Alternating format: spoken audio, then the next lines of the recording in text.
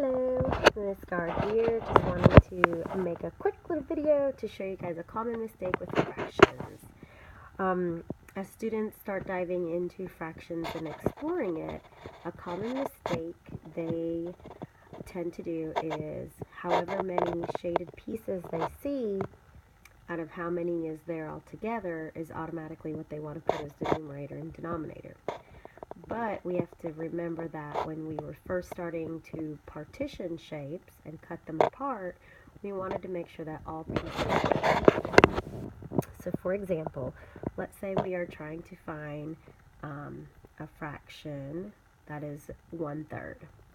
So you might have a shape that is cut in half, and then like that, and they'll have this part colored in.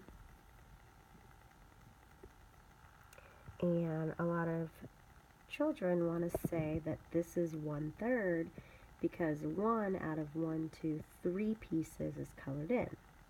Well, that is not correct.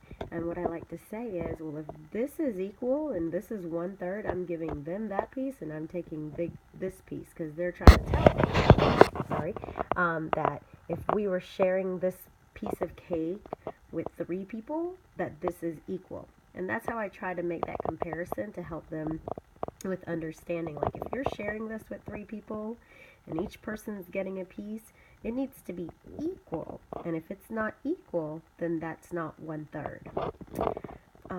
Let's see, this one you might see maybe right here colored in.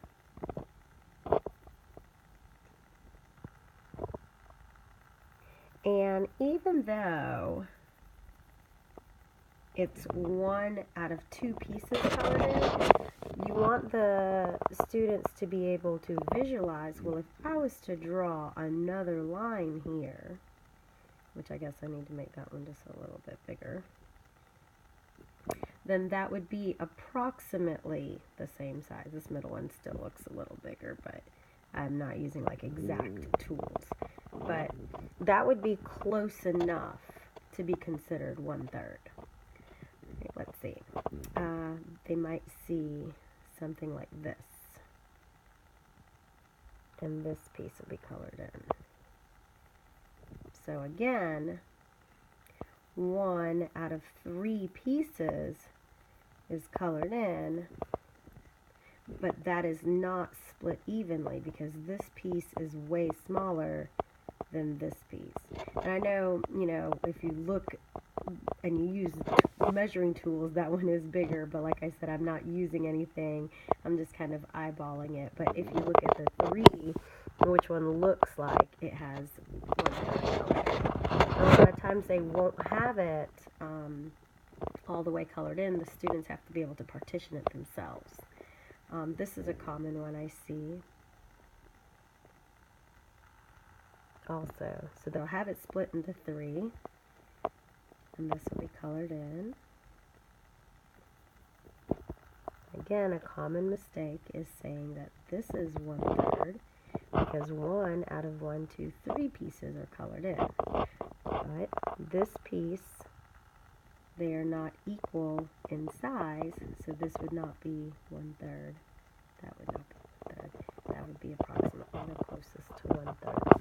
So I hope that helps. And just a side note for this video, and I'll make another one. What I've taught the students is if you have a circle and you're trying to do thirds, to draw a dot in the middle and make a Y. And even they can do the dot in the middle and make an upside down Y. That's for thirds. And then if they were going to do 6s, just do these 2 together. So do your upside down Y, then you can do a normal Y. And it's not perfect, but it gets it close enough to thirds to help them get close to whatever they're solving. So if they were trying to find 1/3 and it was out of 6s, they would color 2 out of 6. And that's getting more into your equivalent fractions, and I'll do another video for that. But I kind of wanted to throw that out there just in case you see something similar to that. So, okay, hope this helps with seeing common mistakes where students will see 1 piece out of 3 colored in and they think that that means 1/3 and it does not, we need to make sure we show them that the 3 pieces need to be equally divided. All right, thanks, bye.